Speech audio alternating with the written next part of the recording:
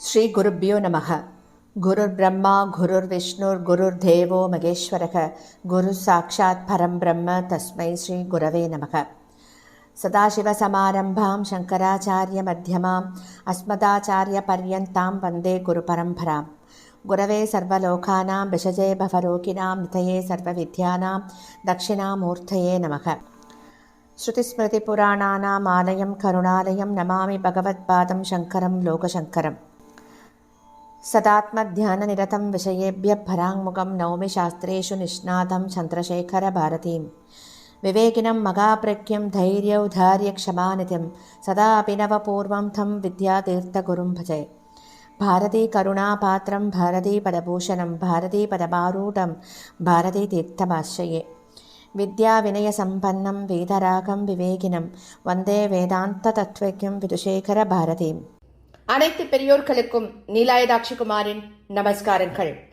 பிரதி குருவாரம் நம்ம சிங்கேரியில் சங்கரரை பத்தி கேட்டுருக்கோம். குருநாதர்களோட பேரருள்ள இந்த காவியத்தின் நூலாசிரியர் திரு கே நாராயண சுவாமி அவர்கள். இவர் எழுதிய புத்தகத்தின் ஒவ்வொரு வரிகளையும் தான் நாம அனுபவிச்சு கேட்டுருக்கோம். பிரதி குருவாரத்திலையும் போன வாரத்தின் தொடர்ச்சியை தான் தொடர்ந்து கேட்க போகிறோம். 122வது வாரமாக ஸ்ரீ வித்யாரண்ய சுவாமிகள் சன்னதியில் 2வது சிஷ்ய ஸ்வீகாரம் நடக்கிறது.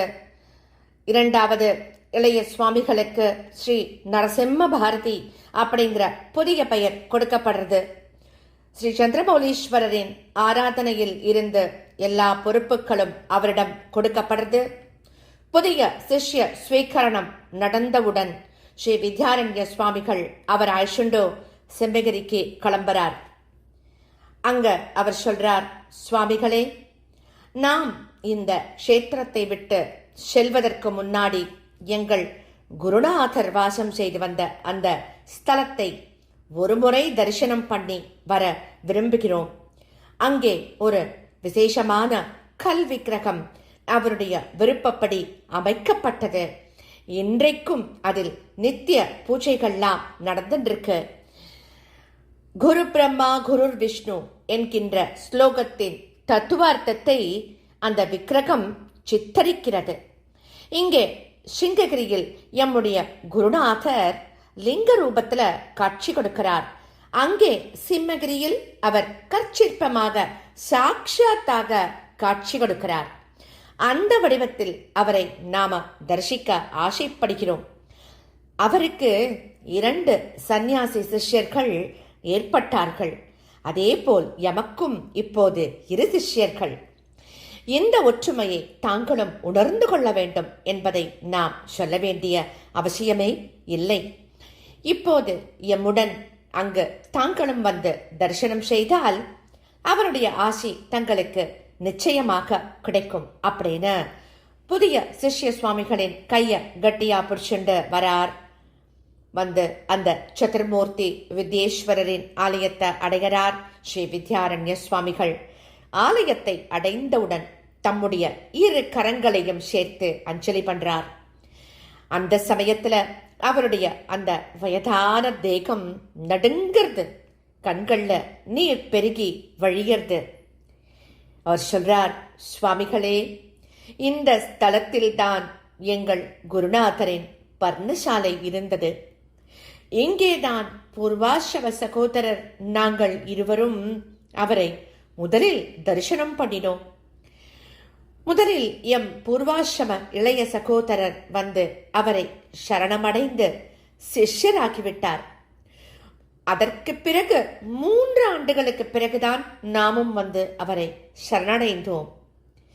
இங்கேதான் எங்கள் இருவருக்கும் சம்சார சாகரத்திலிருந்து விடுதலை கொடுத்தார். 100 ஆண்டுகளுக்கு மேல் இதுவே அவருடைய தபோ பூமியாக இருந்தது.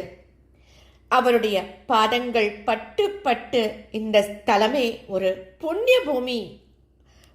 புண்ணிய பூமியாக ஆகிவிட்டது அப்படின்னு சொல்லி தம்முடைய தேகத்தை பாறையாக இருந்த அந்த பூமியின் மேல் தண்டம் போல் கிடத்தி 2 கைகளையும் முன்னே நீட்டி வணங்குகிறார் அந்த சுவாமிகள். புதிய இளைய சுவாமிகள் நினைச்சுக்கிறார், ஆஹா, தம்முடைய குருநாதரின் சன்னதியில் என்னுடைய குருநாதர் எனக்கு புகட்டும் முதல் பாடம் இந்த அபரிமிதமான குருபக்தி தான். நானும் என் குருவை போலவே நடந்து கொள்வேன் அப்படின்னு உறுதி எடுத்துக்கிறார் அந்த இளைய சுவாமிகள். அங்கு அவர் செங்குத்தாக நின்று கொண்டிருந்த பாறை ஒன்றை 4 புறங்களிலும் 4 தெய்வ உருவங்களை கொண்ட ஒரு நெடிய புடை விக்கிரகமாக முதலாக தரிசனம் பண்றார். எப்போதும் கம்பீரமாக அமைதியை காத்து கொண்டிருந்த ஸ்ரீ வித்யாரண்ய குருநாதர் அன்றைக்கு பரவசராக இருந்தது இவருக்கு ஆச்சரியமாக இருக்கு.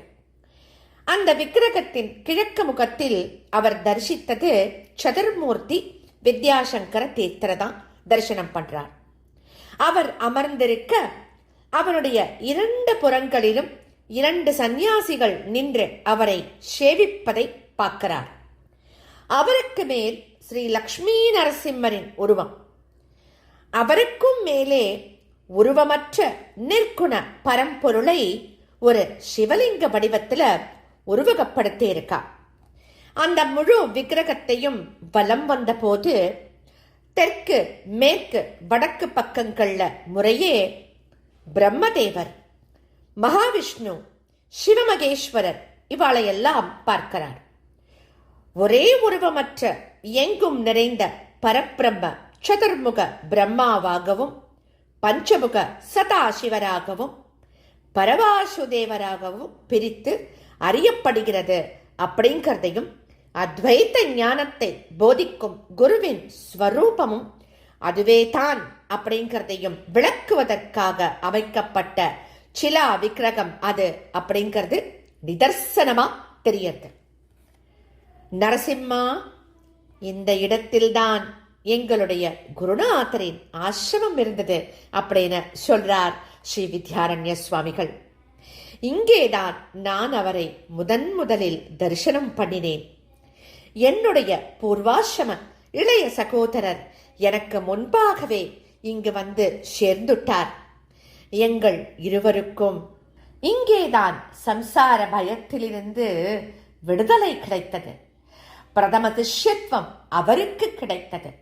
பின்னால் தனியாக வந்த என்னையும் கடாட்சித்து அடுத்த சிஷ்யனாக ஏற்றுக்கொண்டார் எங்கள் குருநாதர் அப்படின்னு மீண்டும் மீண்டும் மனம் விட்டு பேசுறார் ஸ்ரீ வித்யாரண்ய சுவாமிகள். குருநாதர் இந்த நூத்தனமான சிலா விக்கிரக வடிவத்தை தம் மனதில் கற்பித்துக் கொண்டு தம் மேற்பார்வையிலேயே சிற்பிகளை கொண்டு இந்த பாறையில் செதுக்க செய்தார். இது முழு வடிவமானவுடன் தம்முடைய பிரதம சீடரை அழைத்து துங்கா ஆற்றங்கரையில் ஒரு பெரும் பள்ளத்தை வெட்டச் செய்தார். தாம் 12 ஆண்டு காலம் இடைவிடாத தபசை பூமிக்கு அடியில் அமர்ந்து கொண்டு செய்ய விரும்புவதாக சொல்லி அந்த பிலத்தில் அமர்ந்துட்டார். அதற்கு பிறகு அவரை யாருமே பார்க்கவில்லை அப்படின்னு சொல்றார் வித்யாரண்ய சுவாமிகள். இளம் சீடர் உடனே கேட்கிறார், அப்போது தாங்கள் அவர் அருகில் இருந்தீர்களா அப்படின்னு கேட்கிறார். அதற்கு வித்யாரண்யர் சொல்றார், இல்லை, அந்த பாக்கியத்தை நான் பெறவில்லை. பிரதம சீடருக்கே குருவிற்கு நீண்ட காலம் கைங்கரியம் செய்யும் பாக்கியம் கிடைத்தது. என் மனம் அல்லும் பகலும் ஏங்கிக் கொண்டிருந்தது குருநாதரின் பாதசேவா பாக்கியத்திற்கும் அமைதியான யோக நிஷ்டைகளுக்கும் தான். எங்கள் குருநாதர் தம் தேகத்தை தியாகம் செய்தது போல நானும் இந்த தேகத்தை தியாகம் செய்ய வேண்டிய தருணம் நெருங்கிக் கொண்டிருப்பதை இப்போது உணர்ந்து கொள்றேன். குருசேவா பாக்கியத்தை நான் பூரணமாக பெறவில்லை. ஆனால் எஞ்சியுள்ள காலத்தை யோக நிஷ்டைகளில் ஈடுபடுவதற்கு ஏதோ ஒரு வழி இருக்கிறது. ஆகையால் அந்த வழியில் காலதாமதம் செய்யாமல் நான் இருக்க விரும்புகிறேன் அப்படின்னு சொல்லி நிறுத்துறார் ஸ்ரீ வித்யாரண்ய சுவாமிகள். அப்போ இளைய சுவாமிகள் சொல்றார், குருநாதரே, தீர்த்த யாத்திரையாக போயிருக்கும் சிஷ்ய சுவாமிகளை உடனே திரும்பி வர சொல்லி செய்தி அனுப்புங்கோ. அவர் வந்ததும் அவருக்கு பீடாதிபத்திய ஸ்தானத்தை அழிச்சுட்டு இங்குள்ள வனாந்தர பிரதேசங்கள்ல தபஸ் பண்ணுங்கோ. தங்களுக்கு எந்தவித தொந்தரவும் நேராமல் நான் காவல் புரிந்து சேவை செய்கிறேன் அப்படின்னு சொல்றார். அதற்கு குருநாதர் சொல்றார், இல்லை அப்பா, அதற்கெல்லாம் அவகாசம் இல்லை, சாத்தியக்கூறுகளும் இல்லை. என்னுடைய பிரதம சீடர் தாமாகவே திரும்பி வரும் வரை மடத்தை அவருடைய சார்பில் நீதான் நிர்வாகம் செய்யணும். புதிதாக ஸ்தாபிக்கப்பட்டுள்ள ஸ்வர்ண விக்கிரகத்தில் சாநித்தியம் பெற்றுள்ள ஸ்ரீ சாரதாம்பாளையும் ஸ்ரீ சக்கரத்தையும் அதே போல ஸ்ரீ சந்திரமௌலீஸ்வரரையும் ஸ்ரீ ரத்னகர்ப்ப கணபதியையும் நீயே ஆராதனை பண்ணிக்கொண்டு வருவாயாக. அவர் வந்ததும் அவரிடம் ஒப்புவித்து விடுவாயாக அப்படின்னு சொல்றார் குருநாதர்.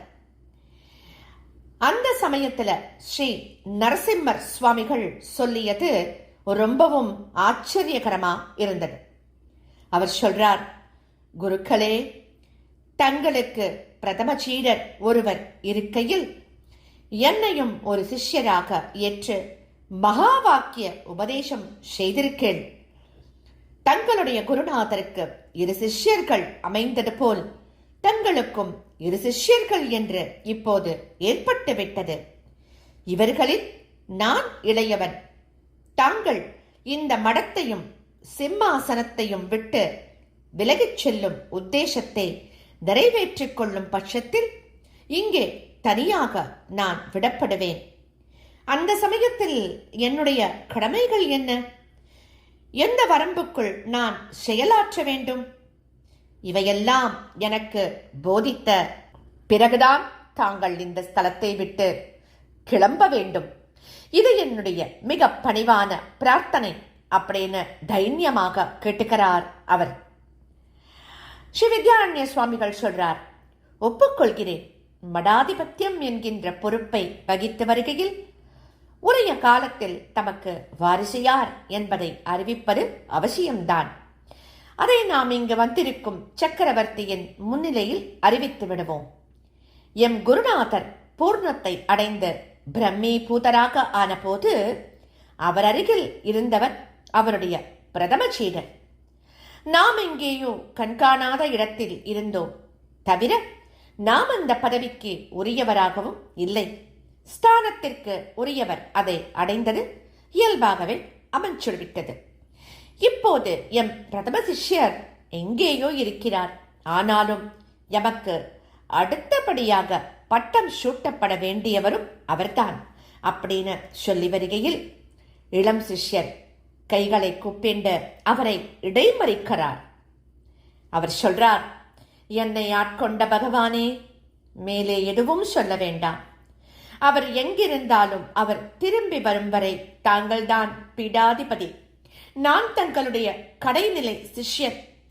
நான் தங்கள் ஆக்ஞைகளை பெற்று நிறைவேற்ற வேண்டிய கிம்கரன் மட்டுமே. அப்படியே நான் செயல்பட்டு கொண்டிருப்பேன்.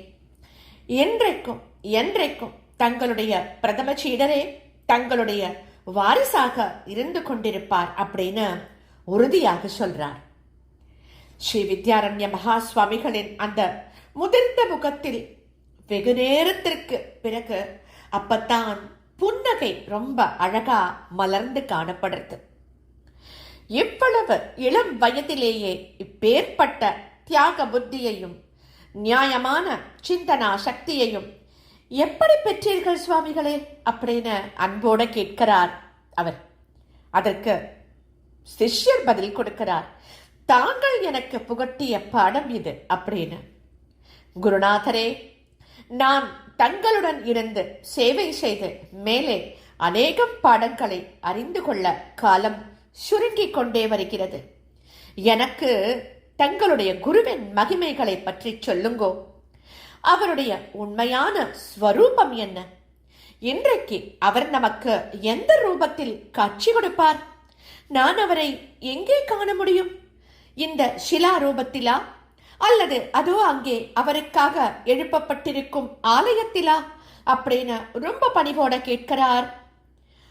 அப்போ குருநாதர் நினைக்கிறார், ஆஹா, அவரை ஸ்மரிப்பதற்கு இதுதான் நல்ல சமயம் அப்படின்னு நினைச்சுண்டோ வா, அவருடைய சன்னதியிலேயே அமர்ந்து அவரை பற்றி பேசுவோம் அப்படின்னு சொல்லிட்டு சிஷ்யரை தம் அருகில் அமரச் செய்கிறார் ஸ்ரீ வித்யாரண்ய சுவாமிகள். இதற்கு அப்புறமா நம்ம அடுத்த வாரம் தொடர்ந்து கேட்கலாம். ஸ்ரீ சத்குரோ பாகி, ஸ்ரீ சத்குருநாதா சரணம் சரணம் சரணம், ஸ்ரீ சத்குருநாதா சரணம் சரணம் சரணம்.